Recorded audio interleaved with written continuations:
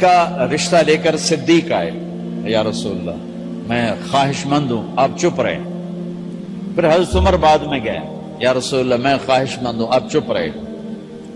تو عبد الرحمن بن عوف رضی اللہ تعالیٰ نے حضرت علی سے کہا، علی تو جا، تجھے دے دیں گے۔ کہنے کہ میں تو بہت غریب ہوں، مجھے کہاں دیں گے؟ حضرت علی کا ذاتی گھر بھی نہیں تھا، کسی سے ایک کوٹھا مانگ کے اس میں رہ رہے تھے مدینہ میں۔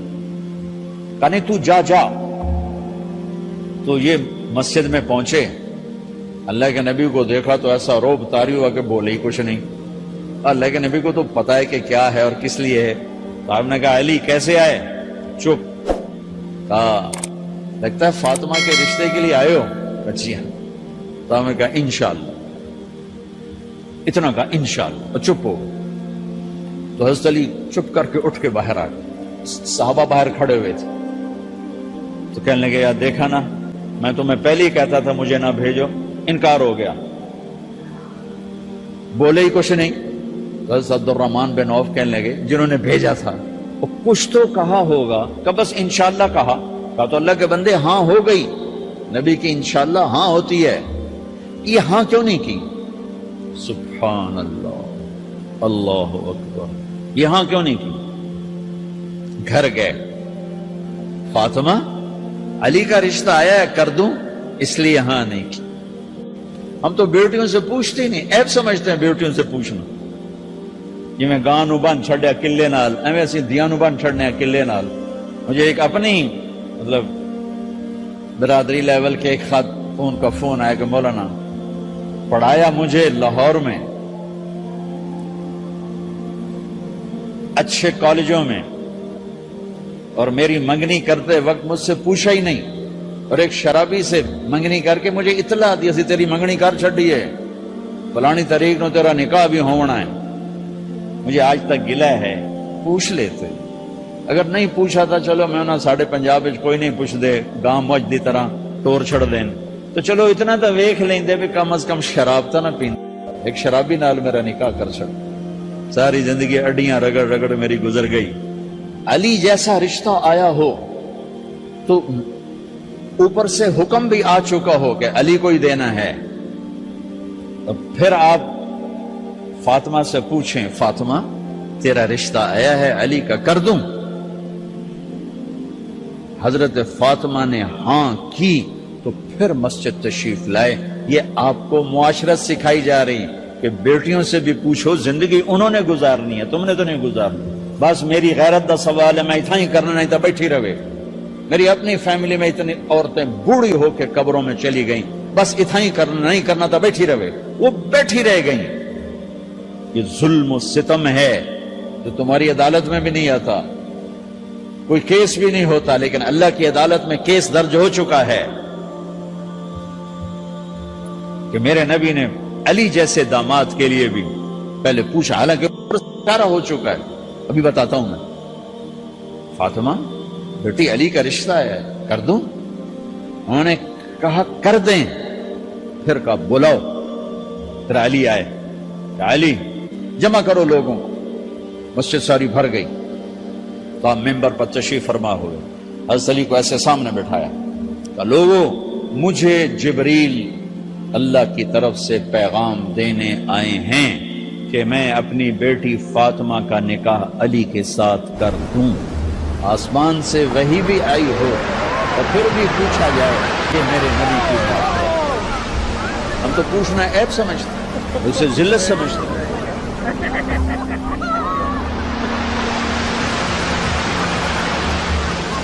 پھر آپ نے اتنا بڑا اہتمام کیا۔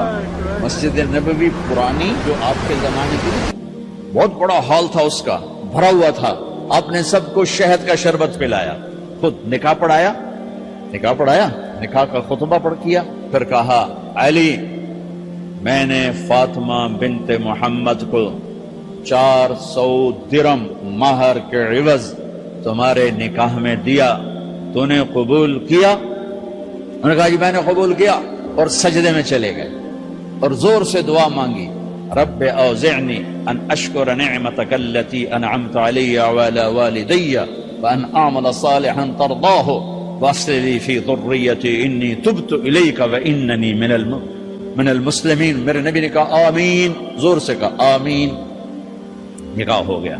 رخصتی ہوئی 6 مہینے بعد، 1 مہینے بعد، 1 سال بعد، 3 روایات ہیں، فوراً 4 روایات، لیکن زیادہ صحیح ہے دیر کے بعد، فوراً نہیں ہوئی، کچھ عرصے کے بعد رخصتی ہوئی۔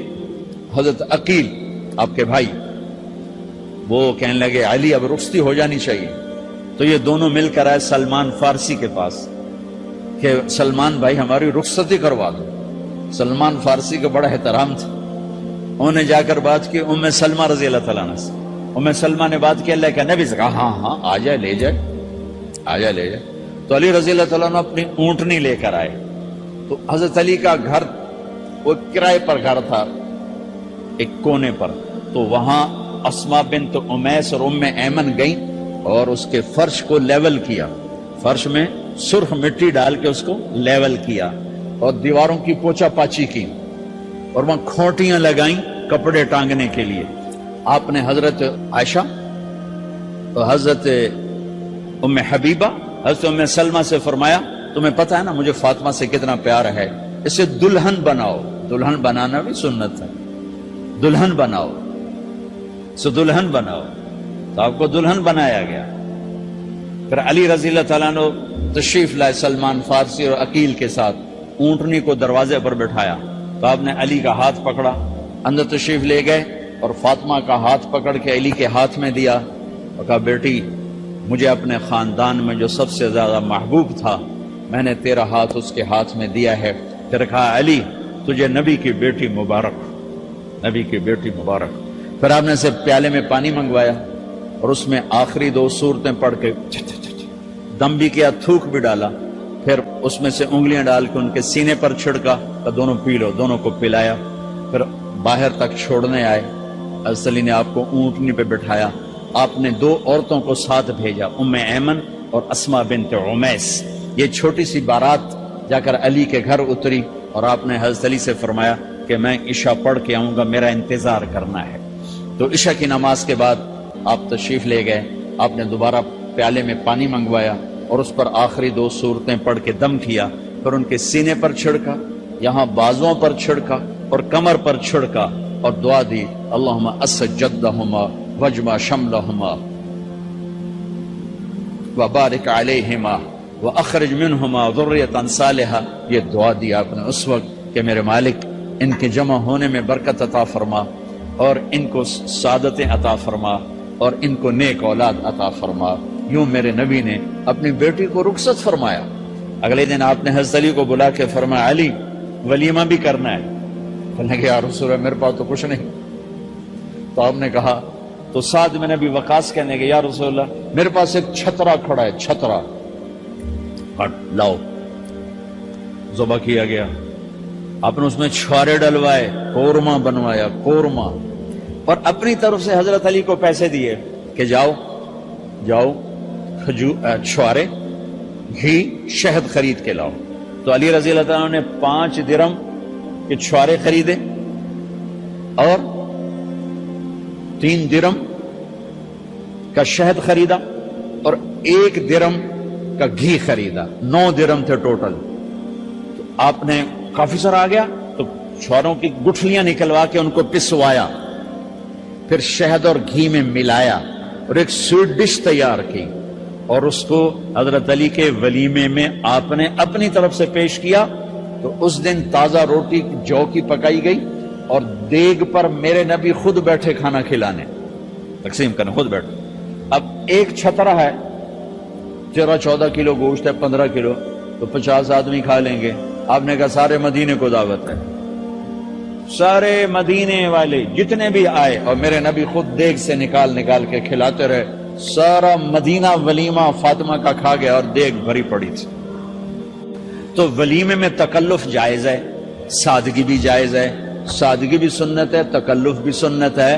ہاں جو ہماری خرافات ہیں، فضولیات ہیں، یہ تباہ کن ہیں، ان سے بچنا بڑا ضروری ہے۔ اور بھائیو، کسی کی شادی ہو، جس کی بیٹی کو لے جا رہے ہو، اسے عزت دینا، اور یہ جو جا رہی ہے یہ ان کو اپنا ماں باپ سمجھے، اپنے خامند کے ماں باپ کو اپنے ماں باپ سمجھے۔ جاتے ہی لکیریں لگانا نہ شروع کر دے، میں وکھرا کرتے نو ایدے کرتے نو ایدے کر، وہ اپنے گھر کا ایک فرد بن کے زندگی گزاریں، جو لے کے جا رہے ہیں ان کے ذمے ہے کہ اس کو بیٹی بنا کے لے جائیں۔ سسرال جو ہوتے ہیں وہ ہمیشہ عیب دیکھتے ہیں، خوبیاں انہیں نظر ہی نہیں آتی، تو کھٹ پٹ تو ہوتی رہتی ہے، کوئی ایسی بڑی بات نہیں، کھٹ پٹ کو صلح میں بدلو، مزید لڑائی جھگڑا نہ بڑھاؤ۔ میرے نبی حضرت فاطمہ کے گھر آئے، دیکھا تو آپ اداس بیٹھی۔ آپ نے کہا فاطمہ بیٹی کیا ہوا؟ کہ میرا اور علی کا جھگڑا ہو گیا۔ اچھا، خود گئے بیٹی کے باپ ہو کر، دیکھا تو حضرت علی مسجد میں سوئے ہوئے تھے، آپ نے ان کو اٹھایا، کہا یا ابا تراب قم، آپ کو یہ ٹائٹل یہاں ملا، اے ابو تراب۔ فرمایا کرتے تھے کل کائنات ملتی تو اتنی خوشی نہ ہوتی جتنا اس ٹائٹل کی خوشی ہے۔ ابو تراب کہنے کا کیا مطلب تھا کہ اظہار محبت کے لیے ایسے ٹائٹل دیے جاتے تھے، تو ابو تراب کہہ کر یہ میسج دیا کہ میاں بیوی کی لڑائی ہوتی رہتی ہے، میں تجھ سے ویسے ہی محبت کرتا ہوں جیسے پہلے کرتا تھا، یہ میسج دیا اس نے۔ اب حضرت علی کو لائے اٹھا کر اور گھر میں تشریف لائے، نہ علی کی سنی نہ فاطمہ کی سنی۔ ہاں بھائی علی کی مسئلہ ہے، ہاں بھائی فاطمہ کیا مسئلہ ہے؟